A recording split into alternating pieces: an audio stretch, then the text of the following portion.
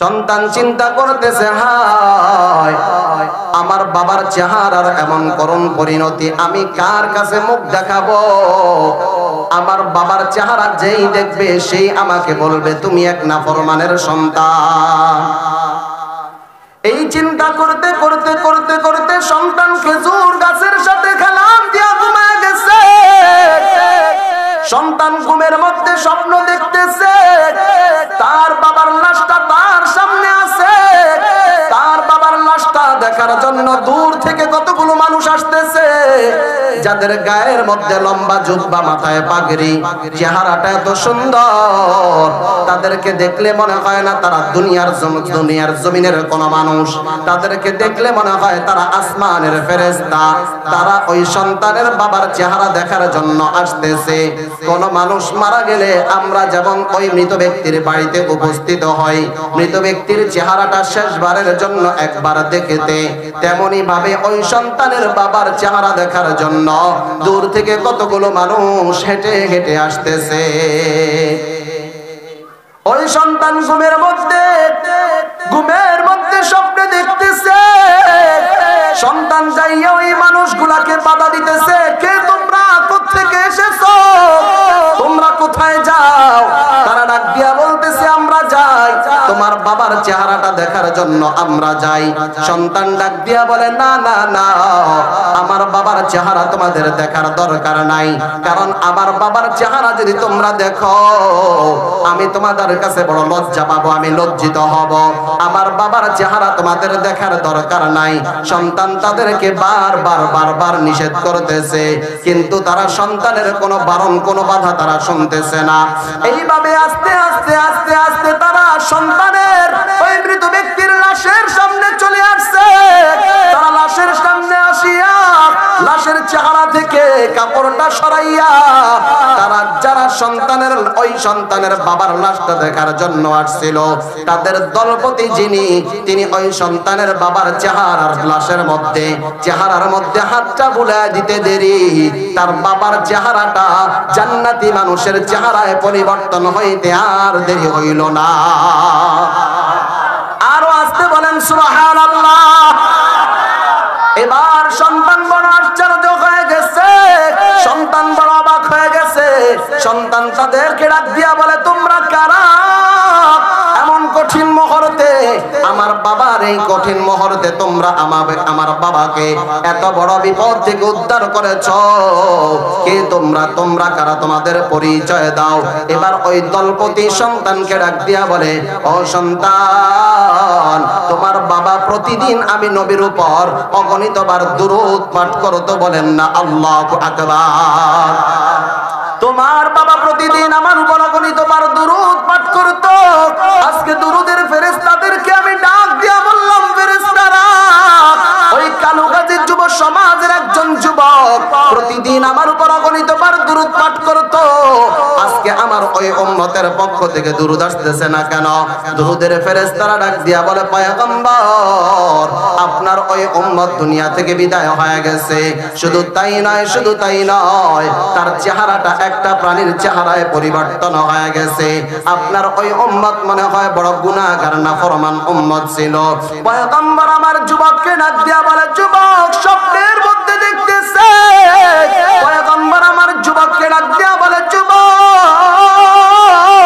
তোমার বাবা প্রতিদিন অগণিতবার আমার উপর দুরূদ পাঠ করতো, আজকে যখন তোমার বাবার পক্ষ থেকে কোনো দুরূদ আসতেছে না, তোমার বাবা প্রতিদিন আমাকে অগণিতবার স্মরণ করতো, আজকে তোমার বাবার বিপদের মুহূর্তে আমিও তোমার বাবাকে স্মরণ করার জন্য চলে আসলাম, তোমার বাবাকে বিপদ থেকে উদ্ধার করে গেলাম, বলেন না আল্লাহু আকবার। দুরূদের লাভ আছে না নাই? আরো জোরে আছে না নাই? এই জন্য আরেকবার জবান খুলে পড়েন সাল্লাল্লাহু আলাইহি ওয়াসাল্লাম। কয়েকদিন পর সামনে রমজান মাস আসতেছে।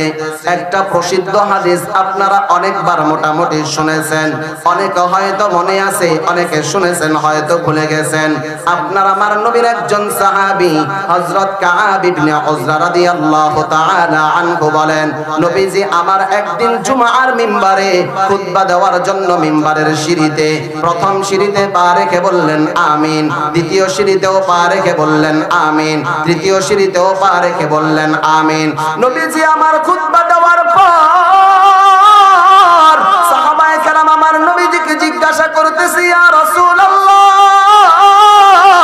আপনাকে কোনদিন এইভাবে জুমার মিম্বারের সিঁড়িতে পা রেখে আমিন বলতে দেখলাম না, আজকে কেন আপনি আমিন বললেন? আপনার আমার নবী সাহাবীদেরকে ডাক দিয়া বলে, সাহাবীরা শোনো, আজকে আমি যখন জুমার মিম্বারের সিঁড়িতে পা রাখলাম, আল্লাহ রাব্বুল আলামিন রাইসুল মালাইকা, আল্লাহ পাক ফেরেশতাদের সরদারকে পাঠায় দিয়েছে, আল্লাহ পাক জিবরাইলকে পাঠায় দিয়েছে। জিবরাইল আসিয়া আমার কাছে তিন ব্যক্তির নামে বদদোয়া করেছে। তার মধ্যে এক ব্যক্তি হলো জিবরাইল আমাকে ডাক দিয়া বলে, ইয়া রাসূলুল্লাহ, ধ্বংস হোক আপনার ওই উম্মত যেই উম্মত আপনার নাম শুনিয়াও দুরূদ পড়লো না।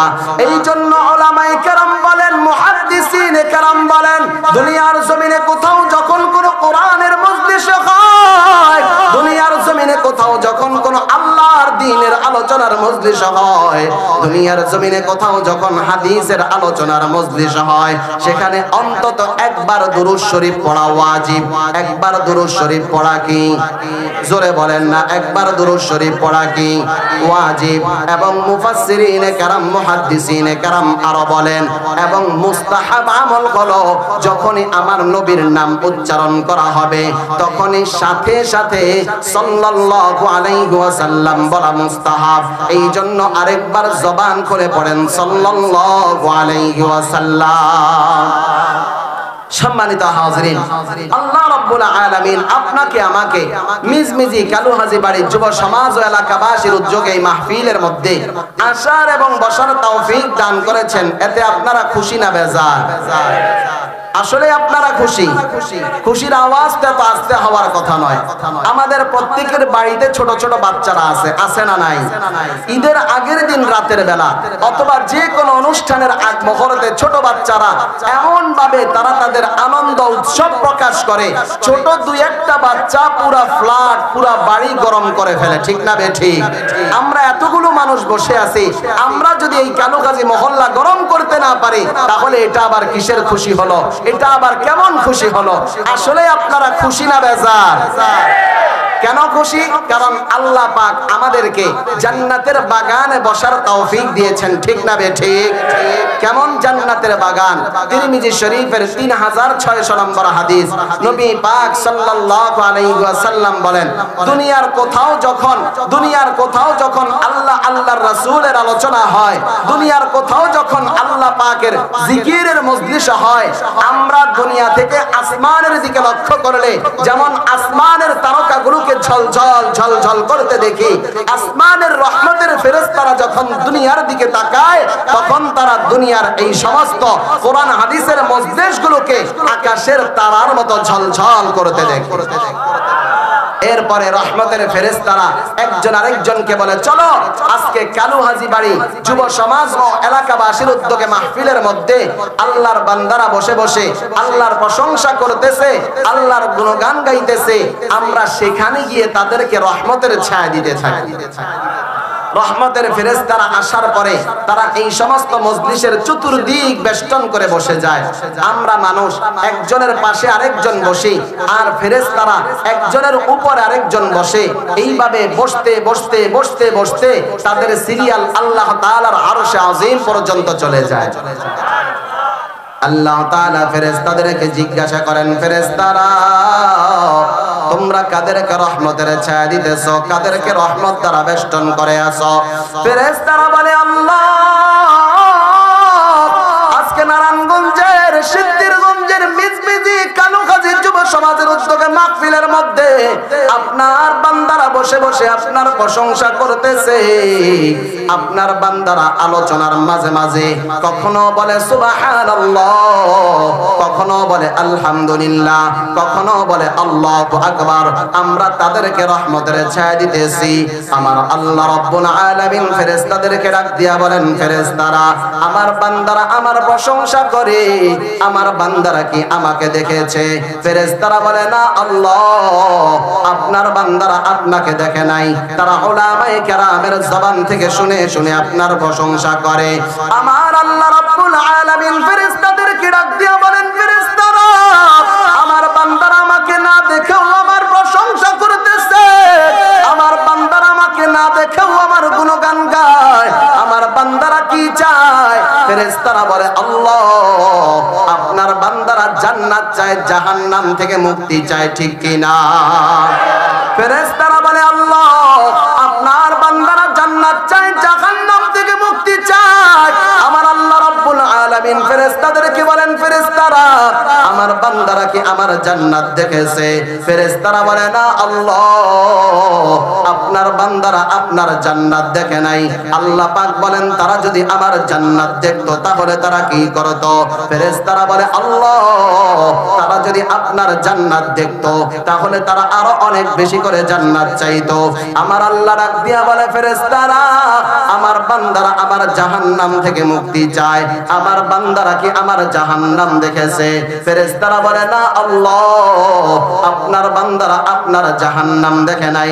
আমার আল্লাহ বলেন যদি তারা জাহান্নাম দেখতো তাহলে তারা কি করত? ফেরেশতারা বলে আল্লাহ যদি তারা জাহান্নাম দেখতো তাহলে তারা জাহান্নাম থেকে আরো অনেক বেশি মুক্তি চাইতো। অমিজমিজি এলাকার মুসলমান, আমার জবানের কথা নয়, আমার নবী হাদিসের মধ্যে বলেন, তিরমিজি শরীফের 3600 নম্বর হাদিস, স্টেজের মধ্যে উলামায়ে কেরাম আছেন, উলামায়ে কেরাম সাক্ষী।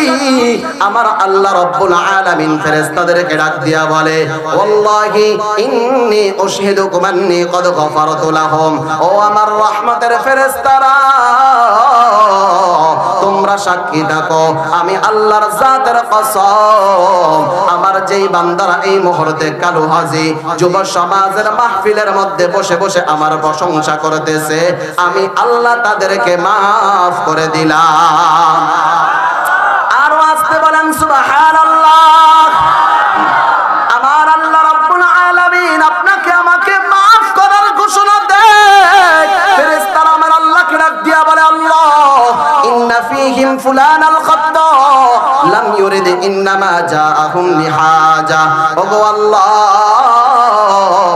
আপনি তাদেরকে মাফ করে দিলেন, অথচ তাদের মধ্যে আপনার এমন একজন বান্দা আছে যেই বান্দা বড় নাফরমান, যেই বান্দা বড় গুনাহগার। ওই বান্দা ওয়াজ শোনার জন্য আসে নাই, ওই বান্দা আসছে মাহফিলের বাজার থেকে কিছু কেনার জন্য।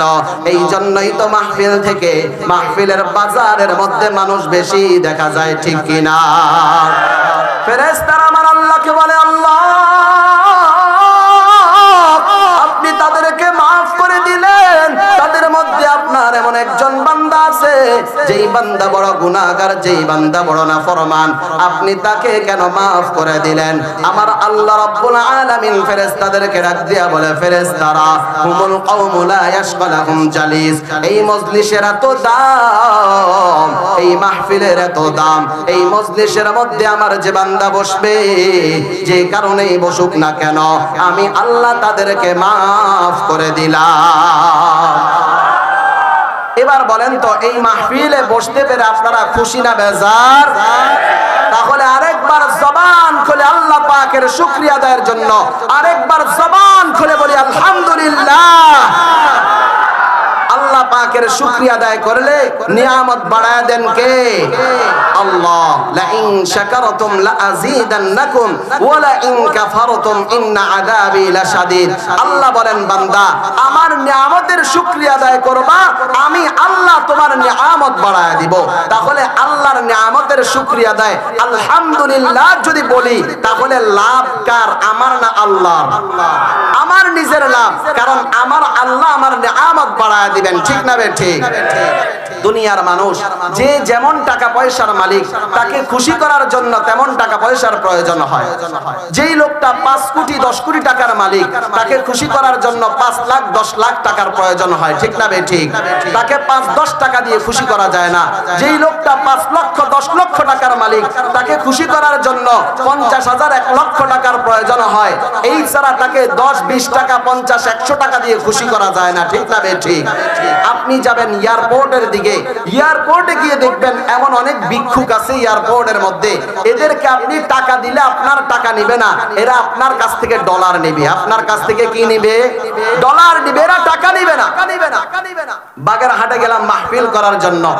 মাহফিল করে আসার সময় এক জায়গায় দিকে লেখা 3 রাস্তার মোড় সম্ভবত, সেখানে গোল চত্বরের মাঝখানে একটা বোর্ডের মধ্যে লেখা আছে ফকিরহাট। জায়গার নাম হলো ফকিরহাট। জায়গার নাম কি?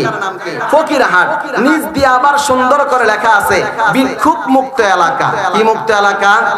ভিক্ষুক মুক্ত এলাকা। তার মানে হলো জায়গার নাম ফকিরহাট, এটা দেখে তুমি এটা মনে করো না যে এলাকার সবগুলা ফকির, নিচে আবার লিখে দিছে ভিক্ষুক মুক্ত এলাকা। এখন আমি বড় অবাক হয়ে গেলাম, আশ্চর্য হয়ে গেলাম। এক ভাইকে জিজ্ঞাসা করলাম, ওইখানের স্থানীয় বাসিন্দা, তাকে জিজ্ঞাসা করলাম, ভাইজান এই এলাকায় কি আসলেই কোনো ভিক্ষুক নাই? বলে হুজুর ভিক্ষুক নাই কিন্তু খয়রাতি আছে। ভিক্ষুক নাই কিন্তু কি আছে? খয়রাতি আছে। বলার উদ্দেশ্য হলো দুনিয়ার মানুষকে খুশি করার জন্য অনেক টাকা পয়সার প্রয়োজন হয়, কিন্তু আমার আল্লাহকে খুশি করার জন্য তেমন বেশি কিছুর প্রয়োজন হয় না। আমার নবী কি বলেন? ইন্নাল্লাহা লা ইয়ারদা আনিল আবদি ইয়াকুলুল আকলাতা ফায়াহমাদুল্লাহা আলাইহা ওয়া ইয়াশরাবুশ শুরবাতা ফায়াহমাদুল্লাহা আলাইহা। আপনার আমার পয়গম্বর হাদিসের মধ্যে বলেন, উম্মত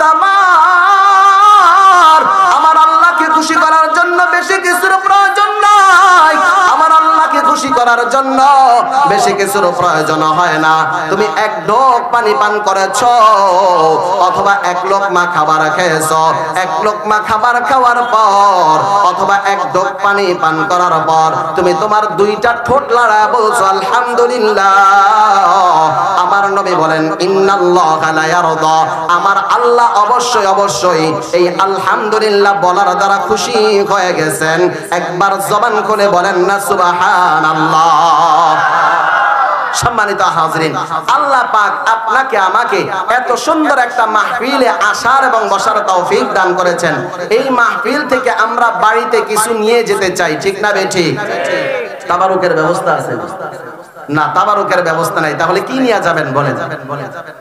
নেওয়ার মতো তো একটাই আছে, তাবারুক, ঠিক না বেঠিক? কয়েকজন আবার বলতেছে ঠিক। তার মানে তাবারুক নাই, কাজে কি নিয়ে যাবেন? দিলের কিছু খোরাক নিয়ে যান। রাজি আছেন তো ইনশাআল্লাহ?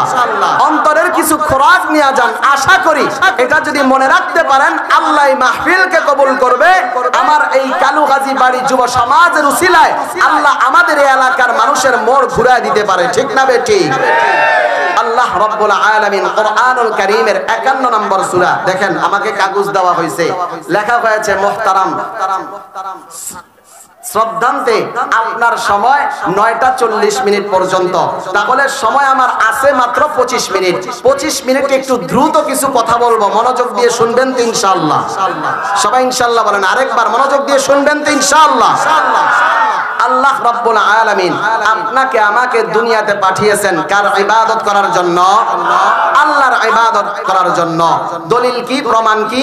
কোরআনুল কারীমের 51 নম্বর সূরার 56 নম্বর আয়াত। বলেন সূরার নাম্বার কত? 51। সবাই একটু বলেন সূরার নাম্বার কত? 51, আয়াত নাম্বার 56। আয়াত নাম্বার কত? 56। আল্লাহ রাব্বুল আলামিন বলেন, ওয়া মা খালাকাতুল জিন্না ওয়াল ইনসা ইল্লা লিয়াবুদুন। আমি আল্লাহ দুনিয়ার জমিনে মানব জাতি আর জিন জাতিকে সৃষ্টি করেছি একমাত্র আমার ইবাদতের জন্য।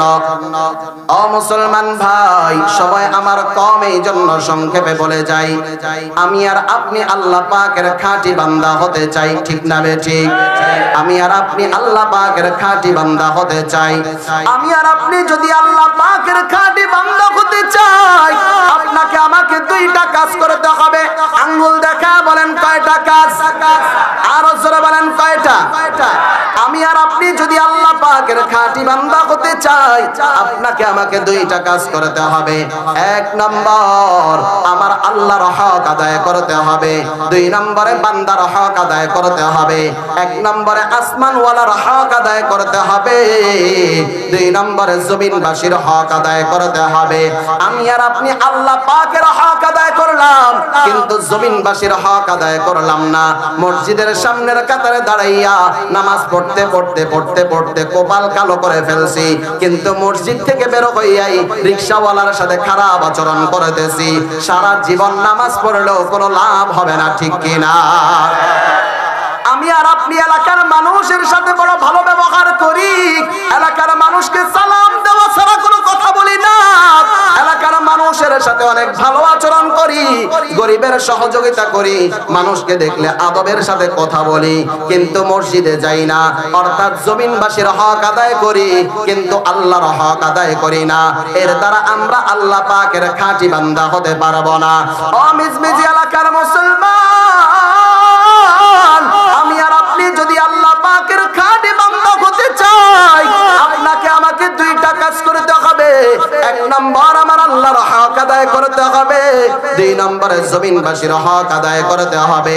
আমার আল্লাহর হক কি কি এবার জেনে নেই, চলেন। বুখারী শরীফের ৭০৩৭৩ নম্বর হাদিস, ৭৩৭৩ অর্থাৎ ৭৩৭৩ নম্বর হাদিস। আপনার আমার পয়গম্বর তার প্রিয় সাহাবী হযরত মুআয ইবনে জাবালকে ডাক দিয়া বলেন, ইয়া মুআয ইবনে জাবাল, ও মুআয ইবনে জাবাল, আতাদরি মা হাক্কুল্লাহি আলাল ইবাদ। নবীজি আমার মুআয ইবনে জাবালকে ডাক দিয়া বলেন, মুআয, তুমি কি জানো বান্দার উপর আল্লাহ তাআলার কি কি হক আছে? তুমি কি জানো বান্দার উপর আল্লাহ তাআলার কি কি অধিকার আছে? হযরত মুআয ইবনে জাবাল বলেন, আল্লাহু ওয়া রাসূলুহু আ'লাম। নবীজি আমার বলেন, মুআয, বান্দার উপর আল্লাহ তাআলার দুইটা হক। জোরে বলেন, কয়টা? বান্দার উপর আল্লাহ তাআলার দুইটা হক। অর্থাৎ আমার আর আপনার কাছে বাগিনা যখন মামার বাসায় বেড়াতে যায়, যখন চাচার বাসায় বেড়াতে যায়, আপনার আমার বোন, আপনার আমার মা, আপনার আমার স্ত্রী তার কপালের মধ্যে একটা কলম দিয়া গোল টিপ দিয়া দেয়। ডাক দিয়া যদি বলেন, বোন আমার, তোমার সন্তানের কপালের মধ্যে এমন টিপটা কেন দিয়েছো? আপনাকে ডাক দিয়া বলবে, সন্তানের উপর যেন মানুষের নজর না লাগে এই জন্য দিলাম। অথচ আপনি ভালোভাবে খেয়াল করে দেখেন, ওই সন্তানের কপালের মধ্যে যখন গোল টিপ দেওয়া হয়, সন্তানটাকে আগের চেয়ে আরো বেশি সুন্দর দেখা যায়, ঠিক না রে? ঠিক। মিজমিজি এলাকার মুসলমান, আমাদের সমাজের মধ্যে শিরক চলতেছে। আমার আল্লাহ রাব্বুল আলামিনের খাঁটি বান্দা যদি আমরা হতে চাই, আপনাকে আমাকে দুইটা কাজ করতে হবে। এক নম্বর, আমার আল্লাহর হক আদায় করতে হবে। দুই নম্বরে বান্দার হক আদায় করতে হবে। আমার আল্লাহর হক হলো দুইটা। এক নম্বর, যত ইবাদত করব সব করব আমার আল্লাহর জন্য। দুই নম্বর, আমার আল্লাহর ইবাদতের সাথে কোনো শিরক করব না। আল্লাহ পাকের হক আদায় করতে রাজি আছি যারা যারা, একটু জবান খুলে বলেন না আল্লাহু আকবার। এবার আসেন, বান্দার হক ৬টা। বান্দার হক কয়টা? আর জোরে বলেন, বান্দার হক কয়টা? মুসলিম শরীফের ৫৭৭৭ নম্বর হাদিস। আপনার আমার পয়গম্বর তার সাহাবীদেরকে ডাক দিয়া বলেন, সাহাবীরা আমার, হাক্কুল মুসলিমি আলাল মুসলিমি সিত্তুন কিলা মা কুন্না ইয়া রাসূলুল্লাহ। নবীজি আমার সাহাবীদেরকে ডাক দিয়া বলেন, সাহাবীরা, একজন মুসলমানের উপর আরেকজন মুসলমানের ৬টা হক আছে। জোরে বলেন, কয়টা? আরো জোরে। নবীজি আমার সাহাবীদেরকে ডাক দিয়া বলেন, সাহাবীরা আমার শুনো, একজন মুসলমানের উপর আরেকজন মুসলমানের 6টা হক। ইলা মা কুন্না ইয়া রাসূলুল্লাহ। সাহাবায়ে কেরাম বলেন, গো আল্লাহর পয়গম্বর, একজন মুসলমানের উপর আরেকজন মুসলমানের 6টা হক কি কি? নবীজি আমার বলেন, শোনো। এক নম্বর হক, ইদা লাকিতাহু ফাসাল্লিম আলাইহি, দেখা হলে সালাম দিবে। দেখা হলে কি দিবে? আরো জোরে। দেখা হলে কি দিবে? সালাম দিতে পারেন তো সবাই? আপনারা সবাই আমাকে জোরে একবার সালাম দেন। আপনারা এই যে আমাকে সালাম দিলেন, বিভিন্ন জায়গায় যখন বলি দেখা হলে সালাম দিবে, আপনারা আমাকে সালাম দেন, অধিকাংশ জায়গায় হয় 3 দল। কয় দল হয়? কিন্তু আমি খেয়াল করে দেখলাম আমার এই নিজ নিজ এলাকায় 2 দল হয়ে গেছে। কয় দল? 2 দল। তার মানে অন্যান্য জায়গা থেকে একটা দল কমে গেছে। আপনারা 2 দল কিভাবে হয়েছেন? এক দল সালাম দিয়েছেন আসসালামু আলাইকুম, আরেক দল সালাম দিয়েছেন আসসালামু আলাইকুম ওয়া রাহমাতুল্লাহ। ঠিক না ঠিক? আবার বিভিন্ন জায়গায় আরেক দল বেড়ে যায়, তারা বলে আসসালামু আলাইকুম ওয়া রাহমাতুল্লাহি ওয়া বারাকাতুহু। তাহলে যেই সালাম আমরা ছোটবেলা থেকে শিখলাম, এই সালাম দিতে গিয়া আজকে আমরা 3 দল হয়ে গেলাম। ঠিক না ঠিক? আবার এই মুখ দিয়া বলি হুজুররা এত দলাদলি করে কেন? যেই সালাম আমি 3 দল, সেই জবান দিয়া যদি বলি হুজুররা দলাদলি করে কেন, এটা কি আমার মুখে বানায়? জোরে বলেন না, আমার মুখে বানায়? আমার মুখে বানায় না। সম্মানিত হাজরিন, তাহলে আমরা মুসলমান, আমাদের ঈমান আমল অথবা আমরা বিভিন্ন কাজকর্মে যত দল হই না কেন, 2টা কাজের ক্ষেত্রে আমাদের কোনো বিভক্তি থাকলে চলবে না, 2টা জায়গায় কোনো বিভক্তি থাকলে চলবে না। 1 নম্বর, যখন আপনার আমার ঈমানের উপর আঘাত আসবে, তখন বাংলাদেশের সুন্নি নাই, ওয়াহাবি নাই, আলিয়া নাই, কওমি নাই, বাংলাদেশের যত মুসলমান আছে সবাই এক হয়ে তার বিরুদ্ধে লেগে যাবে। ঠিক না বেঠে? 2 নম্বর, আপনার আমার দেশের উপর যখন আক্রমণ হবে, ভারতের দাদা বাবুরা আপনার আমার দেশের যেই দিক দিয়ে আক্রমণ করুক না কেন, সারা বাংলাদেশের মুসলমান এক হয়ে তাদের প্রতিবাদ করবে। ঠিক না বেঠে? হে যুবক, তুমি বাঙালি হও কিংবা ইন্ডিয়ান, কিবা জাপানি, জার্মানি কিংবা Chinese, Russian, Spanish, Danish, British, American, আরবি, সুদানি, ইরাকি, ইরানি, তুর্কি বা আফগান, মুসলমান মুসলমান তুমি তো মুসলমান। ঠিক কি না? আপনার আমার সর্বপ্রথম পরিচয় আপনি আর আমি মুসলমান। তুমি সাদা হও কিবা কালো হও, দেখো রক্ত তোমার লাল। তুমি সুখী হও কিবা দুঃখী হও, রেখো ঈমান নির্ভেজাল। তুমি কাছে রাও কিবা দূরে রাও, তবু কাবাই তোমার ঘর। স্লোগানে তোমার কেঁপে উঠে আজো পৃথিবীটা থর থর। ঠিক কি না? কয়েকদিন আগে দেখলাম আমাদের বাংলাদেশের বিজিবি বর্ডার দখল করার পরে ভারতের অবৈধ স্থাপনা সরায় দিয়া তারা নারায়ে তাকবীর আল্লাহু আকবারের স্লোগান দিয়েছে। আরে মুসলমান জয় বাংলার স্লোগানে এই মুসলমান তৃপ্তি পায় না, মুসলমান তৃপ্তি পায় একমাত্র নারায়ে তাকবীর আল্লাহু আকবার স্লোগানে। ঠিক কি না? তুমি সাদা হও কিবা কালো হও, দেখো রক্ত তোমার লাল। তুমি সুখী হও কিবা দুঃখী হও, রেখো ঈমান নির্ভেজাল। তুমি কাছে রাও কিবা দূরে রাও, তবু কাবাই তোমার ঘর। স্লোগানে তোমার কেঁপে উঠে আজো পৃথিবীটা থর থর। মৃত্যু তোমায় জানায় সালাম, দূরে থাকে শয়তান। মুসলমান মুসলমান তুমি তো মুসলমান। ঠিক না? তাহলে আপনি আর আমি আমাদের আমলের মধ্যে যত দলাদলি হোক না কেন, 2টা জায়গায় কোনো দলাদলি করা যাবে না। 1 নম্বর, ঈমান চোরদের বিরুদ্ধে আমরা সবাই এক। 2 নম্বর, আমাদের দেশকে যারা চুরি করতে চায় তাদের বিরুদ্ধেও আমরা সবাই এক। রাজি আছি তো ইনশাআল্লাহ? তাহলে আসেন, মুসলমানের উপর মুসলমানের কয়টা হক? জোরে বলেন কয়টা? হাক্কুল মুসলিমি আলাল মুসলিমি সিত্তুন। নবীজি আমার সাহাবীদেরকে ডাক দিয়া বলেন, সাহাবীরা, একজন মুসলমানের উপর আরেকজন মুসলমানের 6টা হক আছে। কিলা মা গুন্না ইয়া রাসূলুল্লাহ। সাহাবায়ে কেরাম বলেন, ওগো আল্লাহর পয়গম্বর, একজন মুসলমানের উপর আরেকজন মুসলমানের 6টা হক কি কি? নবীজি আমার ডাক দিয়া বলেন, সাহাবীরা শোনো, একজন মুসলমানের উপর আরেকজন মুসলমানের সর্বপ্রথম হক, ইদা লাকিতাহু ফাসাল্লিম আলাইহি, দেখা হলে সালাম দিবে। সালাম দেওয়ার উত্তম তরিকা হলো আসসালামু আলাইকুম ওয়া রাহমাতুল্লাহ। সালামের শুরুতে হামজাকে স্পষ্ট করে উচ্চারণ করবে, মিমের পেশকে স্পষ্ট করে উচ্চারণ করবে, মিমের পেশের পর আইন জবর আ স্পষ্ট করে উচ্চারণ করবে। আসসালামু আলাইকুম ওয়া রাহমাতুল্লাহ। সালামের জবাব যিনি দিবেন তিনি বলবেন ওয়া আলাইকুমুস সালাম ওয়া রাহমাতুল্লাহি ওয়া বারাকাতুহু। ও মিজমিজি এলাকার মুসলমান, সালাম আমার আল্লাহর কাছে এমন এক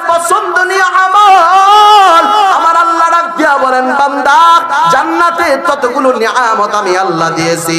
দুনিয়ার কিছু কিছু ইবাদত জান্নাতের মধ্যে থাকবে, তার মধ্যে একটা ইবাদত হলো সালাম, একটা ইবাদত হলো সালাম, আর একটা ইবাদত হলো আমার আল্লাহর শুকরিয়া আদায়। এই দুইটা ইবাদত দুনিয়ার মধ্যেও আছে, এই দুইটা ইবাদত জান্নাতের মধ্যেও থাকবে।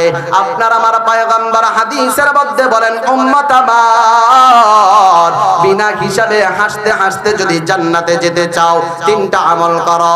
আফশুস সালাম, বেশি বেশি সালাম দাও। ওয়া আতাইমুত তাআম, গরিব মানুষকে খাওয়াও। ওয়া সাল্লু বিল লাইলি ওয়ান নাসু নিয়াম, মানুষগুলা যখন রাতের বেলা ঘুমায় যায় নামাজ দিয়া দাঁড়ায় যাও, যায় নামাজ দিয়া দাঁড়াইয়া আমার আল্লাহর দরবারে দুইটা সিজদা দাও। আমার আল্লাহ ডাক দিয়া বলেন, আমার নবী হাদিসের মধ্যে বলেন, রাতের শেষ অংশে আমার আল্লাহ নিচের আসমানে আসে। নিচের আসমানে আসার পর আমার আল্লাহ দুনিয়ার বান্দাদেরকে ডাকতে থাকে, আলা মিন মুস্তাগফিরিন ফাগফির লা, আসুনি আমার কোন বান্দা আমি আল্লাহর কাছে তোমার গুনাহ ক্ষমা চাইবা, আমি আল্লাহ তোমার গুনাহ maaf করার জন্য প্রস্তুত। একবার জবান খুলে বলেন না সুবহানাল্লাহ। আপনি আর আমি, আপনার আমার বাবা মা, আপনি আর আমি যদি মায়ের সাথে কোনো অন্যায় করি, মা কোনোদিন সরাসরি সন্তানকে ডাক দিয়া বলে না, সন্তান আমার আমি তোমার মা, আমার সাথে অন্যায় করেছো, আমার কাছে ক্ষমা চাও। মা সরাসরি বলে না, বরং মা আর বাবা যখন রাতের বেলা ঘুমায়, স্ত্রী তার স্বামীকে, আমার মা তা আমার বাবাকে ডাক দিয়া বলে, শুনছেন আমার সন্তানটা আমার সাথে অন্যায় করেছে, সন্তানকে বলবেন যেন আমার কাছে ক্ষমা চায়। মা সরাসরি বলে না, সন্তান যখন তার বাবার সাথে কোনো অন্যায় করে, বাবা রাতের বেলা শুইয়া আমার মাকে ডাক দিয়া বলে, শুনছো তোমার সন্তান আমার সাথে বেয়াদবি করেছে, তোমার সন্তানকে বলবা আমার কাছে যেন মাফ চায়। এই জন্যই তো মা সন্তানকে বলে, বাবা তোর বাবাকে কষ্ট দিয়েছস, মাফ চা। বাবা তার সন্তানকে ডাক দিয়া বলে, বাবা তোর মাকে কষ্ট দিয়েছস, মাফ চা। মা সরাসরি বলে না, বাবাও সরাসরি বলে না। কেন? কারণ মা আর বাবা চিন্তা করে, আমি যদি সরাসরি সন্তানকে বলি, সন্তান আমার সাথে অন্যায় করেছো, আমি বাবার কাছে ক্ষমা চাও, আমার কাছে অন্যায় করেছো, আমি মায়ের কাছে ক্ষমা চাও। মা আর বাবা সরাসরি সন্তানকে বলে না। কেন বলে না জানেননি? কারণ মা আর বাবা চিন্তা করে, সন্তানকে সরাসরি বললে সন্তানের কাছে আমার দাম কমে যাবে, ঠিক কিনা? আমার আপনার আল্লাহ শেষ রাতে নিচের আসমানে আসিয়া গুনাহগার বান্দাদেরকে ডাক দেয়, আলা মিন মুস্তাগফিরিন ফাগফির লা, আসুনি আমার কোন গুনাহগার বান্দা, আমি আল্লাহর কাছে তোমার গুনাহ ক্ষমা চাইবা, আমি আল্লাহ তোমার গুনাহ maaf করে দেব। আলা মিন মুস্তারজিকিন ফারজুকহু, আসুনি আমার কোন বান্দা, তোমার ব্যবসার উন্নতি দরকার, তোমার চাকরি দরকার, তোমার রিজিকের মধ্যে বরকত দরকার, তোমার টাকা পয়সা দরকার, আমি আল্লাহর কাছে তুমি চাও, আমি আল্লাহ তোমাকে দান করে দেব। আলা কাযা আলা কাযা, আমার নবী হাদিসের মধ্যে বলেন, এইভাবে আমার আল্লাহ তার বান্দাদেরকে একের পর এক ডাকতে থাকে। বলেন না সুবহানাল্লাহ। নবীজি আমার হাদিসের মধ্যে বলেন, উম্মত আমার বিনা হিসাবে হাসতে হাসতে যদি জান্নাতে যেতে চাও, তিনটা আমল করো। এক নম্বরে আফশুস সালাম ওয়া আতাইমুত তাআম ওয়া সাল্লু বিল লাইলি ওয়ান নাসু নিয়াম, বেশি বেশি মানুষকে সালাম দাও। দুই নম্বর মানুষকে খাওয়াও।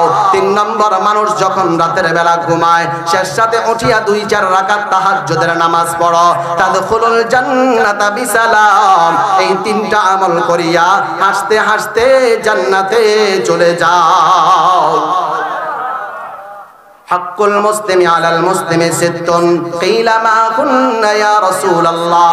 সাহাবায়ে কেরাম বলেন, ওগো আল্লাহর পয়গম্বর, একজন মুসলমানের উপর আরেকজন মুসলমানের 6টা হক কি কি?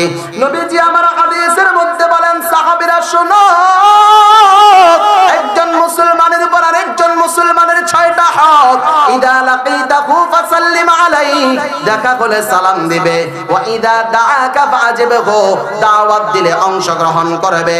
আপনার কোন মুসলমান ভাই তার বিবাহের অনুষ্ঠানের মধ্যে আপনাকে দাওয়াত দিয়েছে, অথবা তার সন্তানের বিবাহের অনুষ্ঠানে দাওয়াত দিয়েছে, অথবা তার সন্তানের কোনো কাড়াকাড়ির অনুষ্ঠানে আপনাকে দাওয়াত দিয়েছে, সে যদি আপনাকে দাওয়াত দেয়, আপনার ওই মুসলমান ভাই আপনার কাছে পাওনা, আপনি তার দাওয়াতের মধ্যে শরীক হবেন।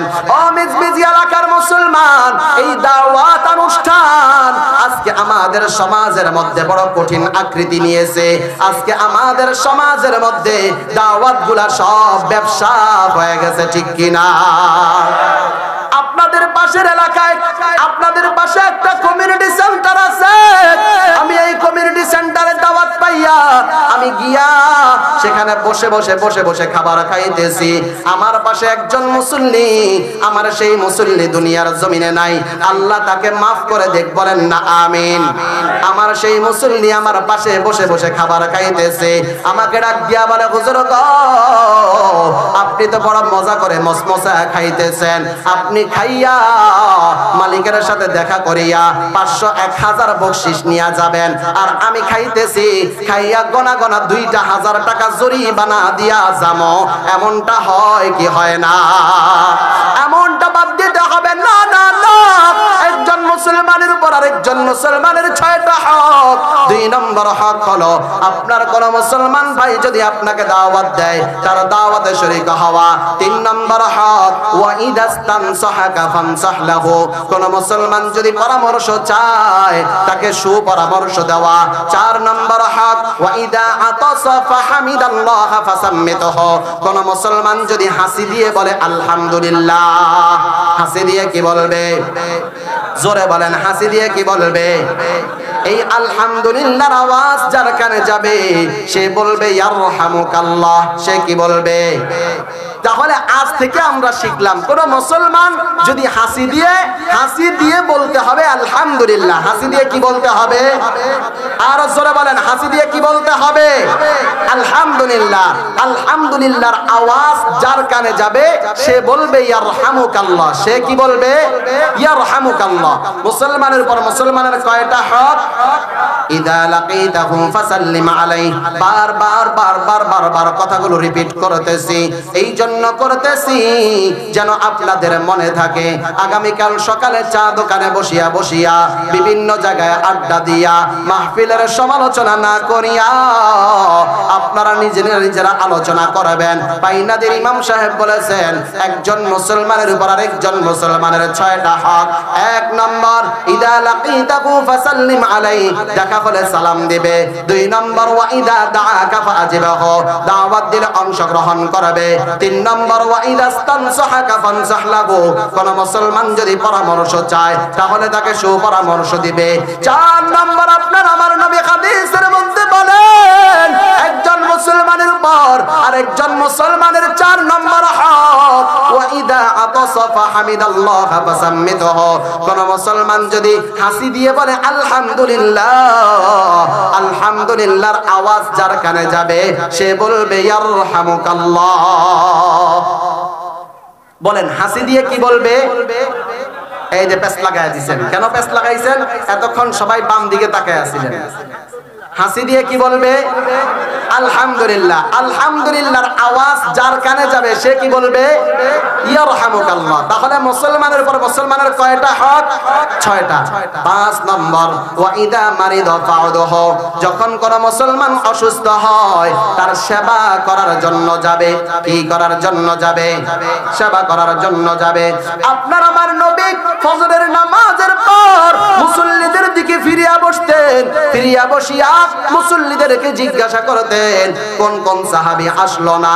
যদি শুনতেন কোন সাহাবী অসুস্থ, নবীজি আমার সাথে সাথে সাহাবীদেরকে নিয়ে সেই সাহাবীর সেবা করার জন্য চলে যেতেন। একবার জবান খুলে বলেন না সুবহানাল্লাহ। নবীজির ছোট্ট সাহাবী আবু তালহা বয়স মাত্র 10 বছর। কত বছর? বয়স মাত্র 10 বছর। বাবার সাথে সাথে নবীর দরবারে আসে, আবার বাবার সাথে সাথে নবীর দরবার থেকে বাড়িতে যায়। দৃশ্যটা দেখতে কতই না সুন্দর লাগে। আপনার আমার সমাজের মধ্যে এমন অনেক যুবক ভাই আছে যারা শুক্রবার দিন, জুমার দিন বাবা যেমন পোশাক পরে সন্তানটাকেও তেমন পোশাক পরায়। বাবা আর সন্তান সেট মিলাইয়া হাতে হাত ধরিয়া মসজিদের দিকে যায়, আবার বাড়ির দিকে যায়। দৃশ্যটা দেখতে সুন্দর লাগে কি লাগে না? আপনার আমার নবীর সাহাবী আবু তালহা বয়স মাত্র 10 বছর। বাবার সাথে সাথে নবীর দরবারে আসে, বাবার সাথে সাথে আবার বাড়িতে যায়। কয়েকদিন হয়ে গেল, নবীজি খেয়াল করে দেখেন আবু তালহার বাবা খালি হাতে নবীর দরবারে আসে, সঙ্গে আবু তালহা নাই। নবীজি আমার আবু তালহার বাবাকে জিজ্ঞাসা করে, ও আবু তালহার বাবা, কি ব্যাপার, আমার ছোট্ট সাহাবী আবু তালহা কোথায়? আবু তালহার বাবা চোখের পানি ছাড়িয়া নবীজিকে আমার ডাক দিয়া বলে, ইয়া রাসূলুল্লাহ, আপনার ছোট্ট সাহাবী আবু তালহা অসুস্থ, এই জন্য আসতে পারতেছে না। আবু তালহা বিছনার মধ্যে শুয়ে আছেন। নবীজি ডাক দিয়া বলেন, আবু তালহার বাবা, আমাকে কেন আগে বললে না? আমাকে আগে বললে আমি আবু তালহার সেবা করার জন্য চলে যেতাম। একবার জবান খুলে বলেন না আল্লাহু আকবার। নবীজি আমার আবু তালহার বাড়িতে যাইয়া আবু তালহার কপালে হাত দেয়, আবু তালহার বুকে হাত দেয়, আবু তালহার হাতগুলো ধরে ধরে দেখে। নবীজি আবু তালহার বাবাকে ডাক দিয়া রুমের এক কোনায় নিয়া কানে কানে কি যেন বলে। নবীজি চলে গেছে। আবু তালহা তার বাবাকে ডাক দিয়ে বলে, আব্বা জান, নবীজি তোমার কানে কানে কি বলে গেল? আবু তালহার বাবা বলে, সন্তান, তোমার জানার দরকার নাই, তোমার জানার দরকার নাই। আবু তালহা ডাক দিয়া বলে, বাবা, নবীজি তোমার কানে কানে কি বলে গেল আমাকে বলো। আবু তালহার বাবা বলে, সন্তান, তোমার জানার দরকার নাই। সন্তান বারবার আবেদন করতেছে। আবু তালহার বাবা চোখের পানি ছাড়িয়া আবু তালহাকে ডাক দিয়া বলে, সন্তান, নবীজি আমার বলেছে তোমার অবস্থা আশঙ্কাজনক, যে কোনো সময় তুমি দুনিয়ার জমিন থেকে বিদায় হয়ে যাবে, যে কোনো সময় তোমার ইন্তেকাল হয়ে যাবে। তোমার যখনই ইন্তেকাল হোক না কেন আমার নবীকে যেন জানাই, আমার নবী তোমার জানাজা পড়ার জন্য আসবে। একবার জবান খুলে বলেন না আল্লাহু আকবার। কয়েকদিন হয়ে গেল, আবু তালহার খবর নাই। আমার নবী আবু তালহার বাবাকে ডাক দিয়া বলে, আবু তালহার বাবা, কি ব্যাপার, আবু তালহার কি অবস্থা? আবু তালহার বাবা চোখের পানি ছাড়িয়া দিয়া বলে, ও পয়গম্বর, আপনার আবু তালহা আর দুনিয়ার জমিনে নাই। নবীজি আমার বলে, আবু তালহার বাবা, আমাকে কেন জানাইলা না? আবু তালহার বাবা বলে, পয়গম্বর, আমার আবু তালহার বয়স 10 বছর হতে পারে। আপনি জানেন আপনার আবু তালহা আপনাকে কেমন ভালোবাসে, কেমন মোহাব্বত করে। পয়গম্বর গো, আবু তালহাকে নিয়ে যখন আমি প্রথম আপনার দরবারে আসতাম, আমার সাহাবীরা আপনার কাছ থেকে সবক নিয়ে বাড়িতে যাইতাম। আবু তালহা আমার হাত ছাড়িয়া আপনার কাছে আসিয়া বলতো, পয়গম্বর, আপনি আমার বাবাকে আমল দিয়েছেন, আপনি বয়স্ক সাহাবীদেরকে আমল দিয়েছেন, কিন্তু আমি আপনার মাসুম সাহাবী, আপনি আমাকে কোনো আমল দিলেন না। নবীজি আমার আবু তালহাকে ডাক দিয়া বলে, আবু তালহা, তুমি কি আমার আদেশ মানতে পারবা? আবু তালহা বলে, হ্যাঁ ইয়া রাসূলুল্লাহ, পারবো। নবীজি আমার বলে, আবু তালহা যাও, তোমার বাবার কোমরের মধ্যে একটা খঞ্জর আছে, এই খঞ্জর দিয়া তুমি তোমার বাবার গর্দানটা কেটে ফেলো। আবু তালহা লাফ দিয়া উঠছে নবীর সামনে থেকে, তার বাবার গর্দানটা কাটবে, কারণ আমার নবীর আদেশ। নবীজি আমার সাথে সাথে আবু তালহার হাত ধরে ফেলছে। আবু তালহার হাত ধরিয়া বলে, আবু তালহা, তুমি আমাকে কেমন মোহাব্বত করো, আমি এটা পরীক্ষা করলাম, পরীক্ষায় তুমি পাস করেছো। একবার জবান খুলে বলেন না আল্লাহু আকবার। আবু তালহার বাবা ডাক দিয়া বলে, পয়গম্বর, আপনার আবু তালহা, আমি বাবা, আমার চাইতেও আপনাকে বেশি ভালোবাসে, তার মায়ের চাইতেও আপনাকে বেশি ভালোবাসে। আবু তালহা আমাকে ডাক দিয়া বলে, বাবা নবীজি তোমার কানে কানে কে বলেছে? আমি বললাম, সন্তান। নবীজি আমার কানে কানে বলেছে তুমি মারা গেলে যেন নবীজিকে জানাই। নবীজি ডাক দিয়া বলে, আবু তালহার বাবা। আবু তালহা তার বাবাকে ডাক দিয়া বলে, বাবা আমার নবীর এই মদিনার জমিনে শত্রুর অভাবে নাই। আমি যদি দিনের বেলা মারা যাই আমার নবীকে খবর দিবা কোনো সমস্যা নাই, আর যদি আমি রাতের বেলা মারা যাই আমার নবীকে খবর দেওয়ার দরকার নাই, কারণ এই মদিনার জমিনে আমার নবীর শত্রুর কোনো অভাবে নাই। ও মিজমিজি এলাকার মুসলমান, একটু ভালো করে খেয়াল করেন, আবু তালহার বয়স মাত্র 10 বছর, কিন্তু আমার নবীকে কেমন পাগলের মতো ভালোবেসেছেন। ও মুসলমান, একজন মুসলমানের উপর আরেকজন মুসলমানের কয়টা হক? আরো জোরে। ইদা লাকিতাহু ফাসাল্লিম আলাইহি, দেখা হলে সালাম দিবে। ওয়া ইদা দাআকা ফাআজিবহু, দাওয়াত দিলে অংশগ্রহণ করবে। ওয়া ইদা ইস্তানসাহাকা ফানসাহ লাহু, পরামর্শ চাইলে সুপরামর্শ দিবে।